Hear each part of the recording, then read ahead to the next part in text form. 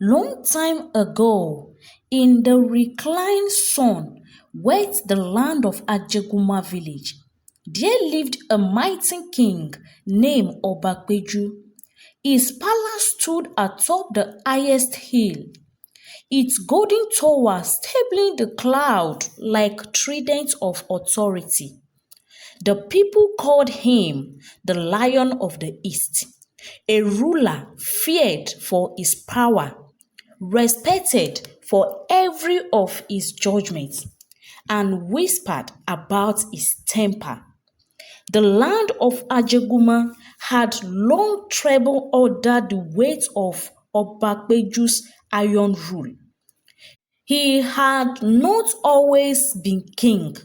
He was once a war chief, ruthless, brilliant in battle. His name spread across 7 kingdoms. When the old king died without a son, Peju seized power not by bloodline but by bloodshed. He challenged the councils of elders, accused them of corruption, and executed 3 men in the public square. To cleanse the courts, his message was clear: you obey or you be erased. From the moment he ascended the throne, he ruled the people with fear. He banned public gathering unless permitted by the palace. Market women was suffering higher rates of tax. He asked all the men to come and be working and guide his palace, while only the women are working to feed their children. When market women who protest taxed were wiped in the open, he raised pillar to himself, golden statues taller than trees, while the people starved in the dust. In the East Province, where farmers once flourished, he seized land to build a royal hunting ground. When villagers resisted, he ordered the rivers to be poisoned to drive them out. Crops withered away, children went blind, and no compensation was given. Instead, he boasted of the lion he killed there. However, his most twist cruelty came not from politics, but from his obsession with purity. Each year, during the festival of rain, he demanded that singles from across the kingdom appeared before him. The gods demand we honor innocence. He claimed, however, the truth was darker. Those selected, choosing for their beauty or family prestige, were taken into the palace. Some returned with gold, most never returned at all. Whispered spread, he locked them in the moon chambers. He brake them one by one. One mother slit her own throat in the square after her daughter disappeared. The people feared to speak his name at night. Children were taught to say the lion instead, because they knew that it might protect them. The royal tax collectors under his command became predators, snatching goats from the poor, dragging sons into forced labor for temple repairs. The true prison under the palace. Anyone who speak against him vanished into the earth. Through terror and ritual, Obakpeju concealed himself in goodness. He declared himself chosen by the gods, bathed in scare oil daily, and wore a crown decorated with the teeth of slain warriors. When a prophet from the south hills once told him, "Your pride and your doing will burn your bones." He laughed and burned the prophet alive. He told the crowd, "Let this be the fate of those who claim vision without the crown." The prophet's bones were never buried. They were left at the palace gates for a warning. However, for all his riches and with all the single he has slept with, King Peju was possessed by a desire unfulfilled. He wanted to marry untouched, pure in body and soul, a virgin of flame and soul, a virgin that ought to sit beside me and bear the next ruler of Ajeguma. So he sent his royal messengers, riding soft black male horse, to every village across the kingdom. They galloped through forests, crossing wide rivers, and climbing rock hills, beating war drums and declaring, "The king seek a bride. Let every virgin present themselves." In the quiet village of Ose, surrounded by thick banana and red earth paths, lived a young woman named Eniton. She was the daughter of Ojo, a humble hunter, and Mama Eniton, a skilled herbalist. Eniton was known for her beauty, skin like polished ebony, eyes like the midnight sky, and a voice that could calm the thunderstorm. But more than beauty, she was wise, proud, and free.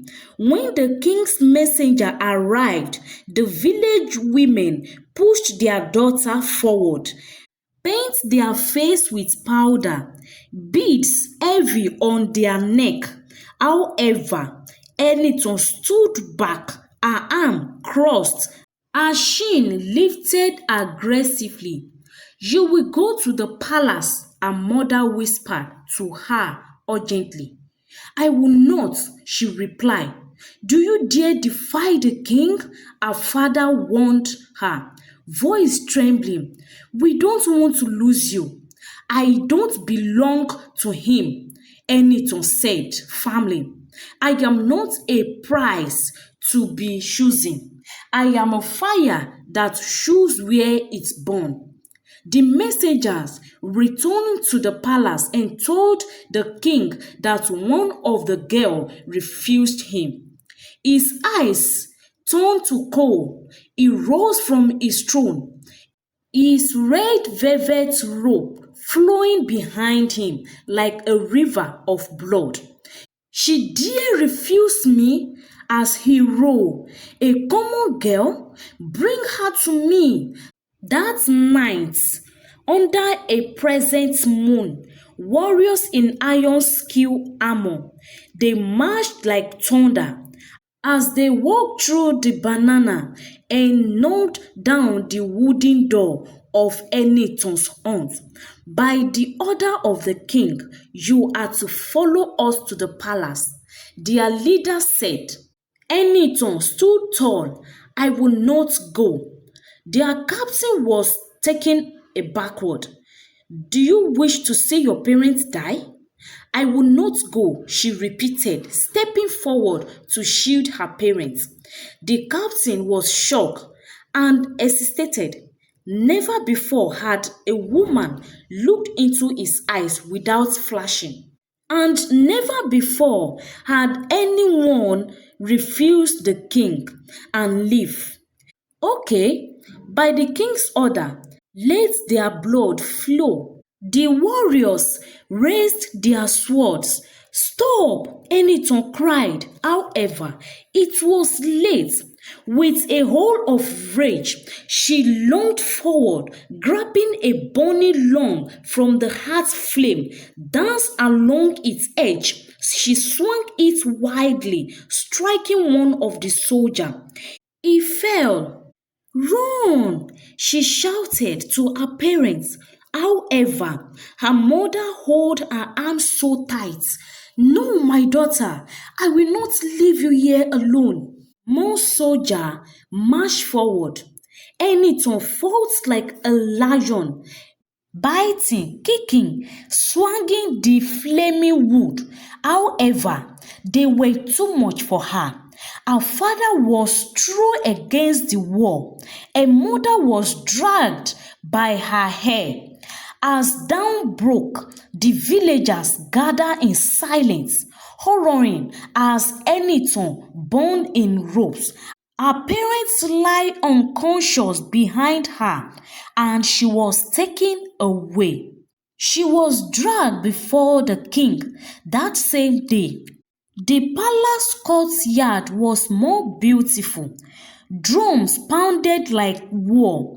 Obagbeju sat on a throne of iron, his face covered with furious. You strike my men. He grew. You threaten my blood. Eniton replied calmly.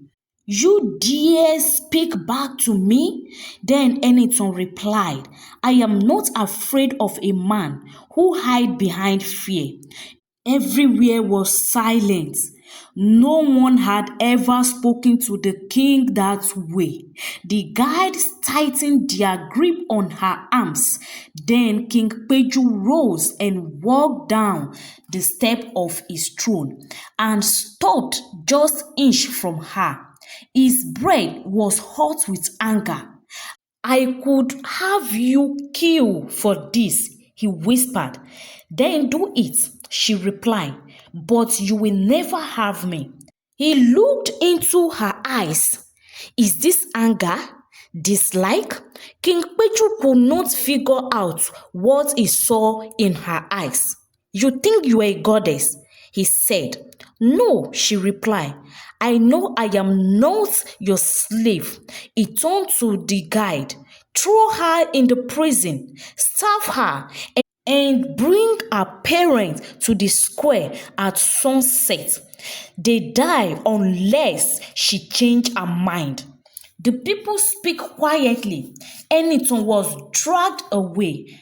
Her ankles brushed the stone floor as the door slammed shut. She whispered to the darkness, Obakpeju, I will not bend under you. The prison was a womb of darkness, rats running in the corner. The air was thick, smell with every breath. But Eniton sat upright. Even in the dirty, her spirit endured unbroken. Above her, the news spread faster than fire to others' kingdom. The virgin defied the king. Some were angry. She should have obeyed. Others whispered with wonder, maybe she is the one the God have sent.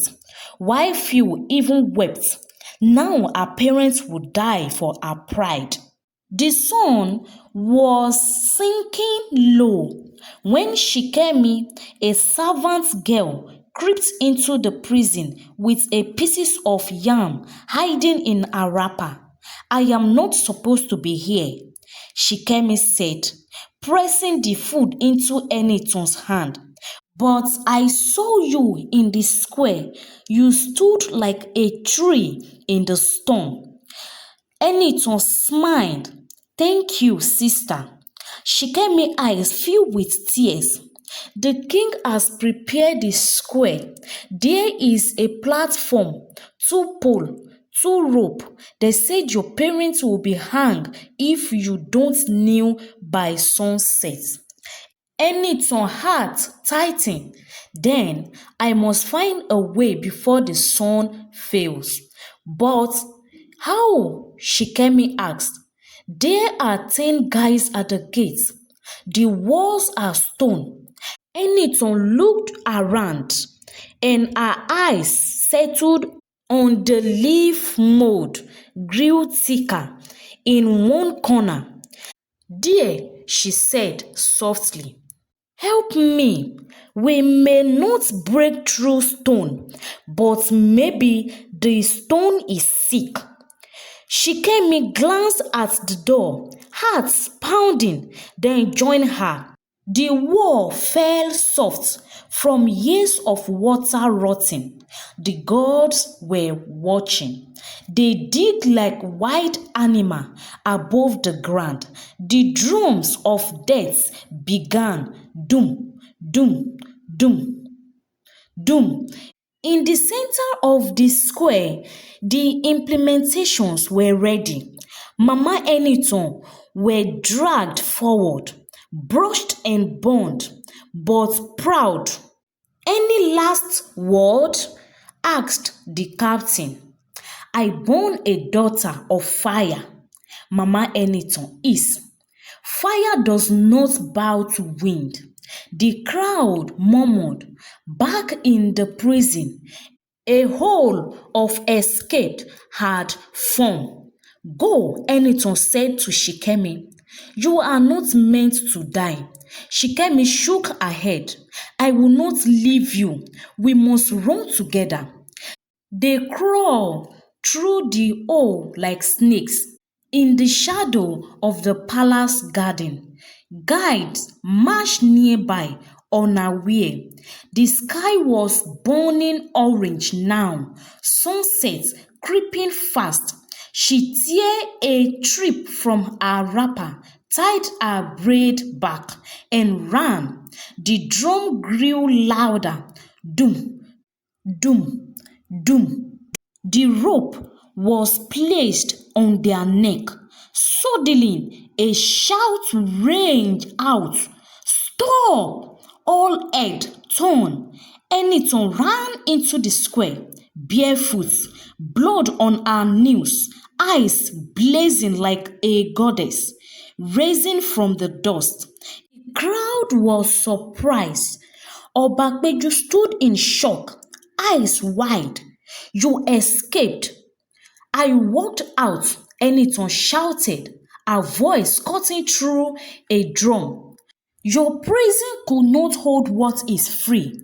The crowd murmured louder now like rising wave before a storm. Even the implementation froze, unaware whether to proceed. The king descended slowly from his platform. His robes fell out behind him like a storm. Okay, you return to beg for their lives? He asked. Or has pride finally failed you? I return to defend their life, Eniton replied, stepping between her parents and the ropes. If blood must be spilled, let it be mine. Murmured waved through the square. You will trade yourself, he asked. I will face death before I ever call you husband, she said, her voice steady. Your throne is higher, but your soul is hollow. A true king wins loyalty, not obedience, by terror. Obakpeju's eyes darkened. Do you know who I am? Yes, I know what you have become. Eniton replied, and so does everyone here. She turned slowly, facing the crowd. People of Ajeguma, you see now who your king truly is. A man so desperate for control, he will murder innocents to feed his pride. Is this your lion or just a beast in a royal cloth?